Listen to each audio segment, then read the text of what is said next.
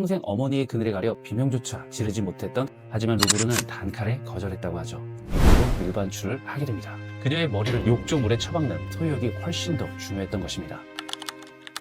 물의 도시 베네치아, 이곳에는 20세기 현대 미술의 성지라 불리는 빼기 구겐하임 미술관이 있습니다. 피카소, 잭스 폴로, 칸디스키 등 미술 교과서에 나오는 거장들의 작품들이 가득한 곳이죠. 사람들은 빼기 구겐하임을 전쟁 속에서 예술을 구해내는 여걸이라 칭송합니다. 하지만 이 화려한 미술관 가장 깊숙한 곳에 빼기가 죽는 날까지 밥을 먹고 차를 마시며 매일 바라보았던 아주 사적인 공간과 그림들이 있습니다. 거장들의 그림과는 다르게 마치 어린아이가 그린 듯한 서툴고 순진무구한 그림들. 하지만 그 밝은 색채 뒤에는 평생 어머니의 그늘에 가려 비명조차 지르지 못했던 한 여자의 지독한 고통이 숨겨져 있죠. 오늘은 위대한 컬렉터 패기 구겐하임이 아닌 실패한 어머니 패기 구겐하임과 그녀의 딸 패긴 베일의 이야기를 해보고자 합니다. 먼저 이 비극적인 스토리는 패기 구겐하임의 어린 시절로 거슬러 올라갑니다. 한때 현대 예술을 구한 영웅으로 추앙받기도 했지만 과거에는 패기 구겐하임 역시 씻을 수 없는 상처를 안고 살아가는 한 명의 작은 소녀였죠. 1912년 4월 그녀가 고작 14살이던 해, 전 세계를 충격에 빠뜨린 타이타닉호 침몰 사고가 일어납니다. 그리고 그 배에는 빼기가 사랑하는 그녀의 아버지도 타고 있었죠. 영화 타이타닉에서 죽음의 순간 하인과 함께 신사답게 최후를 맞이하겠다며 구명보트를 양보하고 배와 함께 가라앉은 노신사 벤자민 구겐하임입니다. 이 사건으로 패기는 약 45만 달러, 지금의 가치로 100억 원이 넘는 유산을 상속받습니다.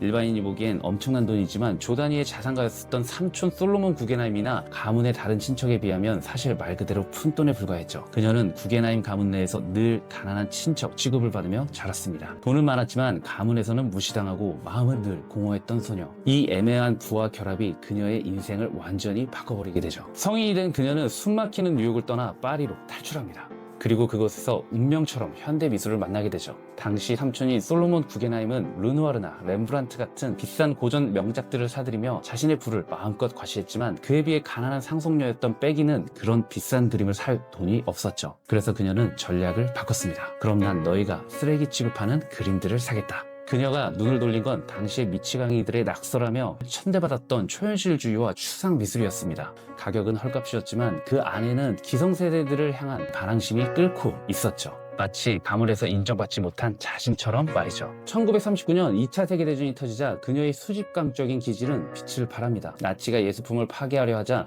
그녀는 하루에 한 점의 그림을 산다는 목표로 피난 가는 화가들의 작품들을 사들입니다. 이때 아주 유명한 일화가 있죠. 빼기는 루브르 박물관에 자신이 모은 칸디스키와 몬드리안 등의 작품을 보관해달라고 요청합니다.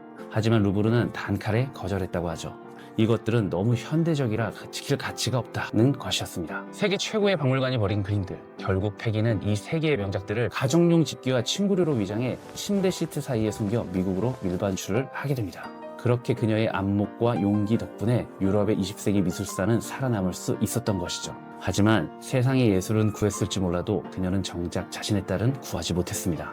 그럼 지금부터는 패기 구겐하임의 딸 패긴 베일 구겐하임의 이야기를 해보도록 하겠습니다. 패긴의 아버지는 패기의 첫 남편이자 미국 출신의 초현실주의 성향의 예술가 로렌스 베일이었습니다. 그는 파리에서 활동하며 금발의 파란 눈, 귀족적인 외모의 지적이었지만 술만 마시면 패기를 때리고 그녀의 머리를 욕조물에 처박는 폭력을 일삼았다고 하죠. 어린 패기는 그 공포를 고스란히 목격하며 자랄 수밖에 없었습니다. 그렇다고 어머니 패기는 달랐을까요? 안타깝게도 패기 역시 모성애보다는 질투심이 앞서는 여자로 어린 패긴 베일이 엄마보다 부모를 더 따르며 애착을 보이자 그 질투를 못 이겨 멀쩡한 부모를 해고해버리기도 하죠. 당시 딸이 느낄 상실감보다 자신의 딸에 대한 소유욕이 훨씬 더 중요했던 것입니다. 거기다 재혼 상대였던 초현실주의의 거장 막슨 에른스트와의 관계는 더 복잡했습니다. 패긴에게 의붓 아버지였던 그와 사춘기 소녀 패긴 사이에는 부적절한 기류가 흘렀다는 이야기들이 있죠. 그렇게 천재 예술가들의 화려한 파티장 구석에서 한 소녀의 어린 영혼은 소리 없이 부서지고 있었습니다. 그런 패긴은 늘 조용했습니다. 어머니가 주최한 파티가 시끄러울수록 그녀는 항상 혼자 구석에 웅크려 그림을 그리는 것을 좋아했죠. 그녀에게 현실은 너무 소란스러운 곳이었기에 자신만이 통제할 수 있는 작은 종이 위 세상으로 도망쳤던 것입니다. 그렇게 탄생한 패긴의 그림들은 투박하고 알록달록한 아이와 같은 순수함이 묻어납니다. 하지만 자세히 그림을 들여다보면 그들의 표정은 비어있고 인형처럼 경직되어 있죠. 서로 눈을 마주치지도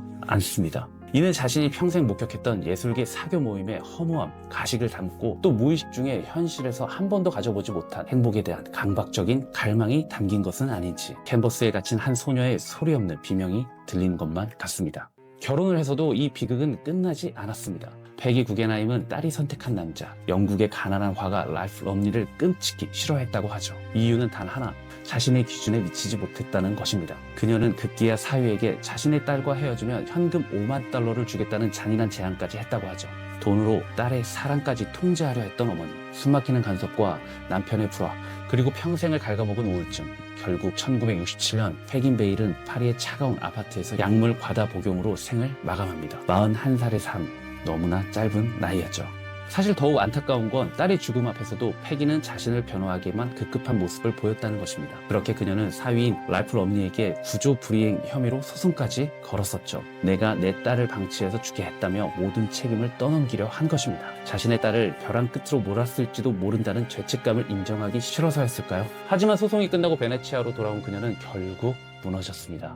그녀는 미술관 가장 안쪽 방을 딸의 그림으로 가득 채워두곤 죽는 날까지 그 방에서 밥을 먹고 차를 마시며 딸이 남긴 그림들을 멍하니 바라보며 시간을 보냈다고 하죠. 수천억 원의 가치를 지닌 거장들의 걸작보다 딸이 남긴 이 서툰 그림들이 그녀에겐 더 아픈 보물이었던 것입니다. 그래서 미술관 내에는 잭슨 폴록이나 피카소, 르네 마그리트와 같은 대가들의 작품들이 아닌 오직 패긴 베일의 작품들로만 채워진 공간이 존재하고 있는 것이죠. 지금도 패기 구겐하임 미술관 정원에는 패기의 무덤이 있습니다. 그녀가 평생 자식처럼 아꼈던 14마리의 강아지들과 함께 말이죠.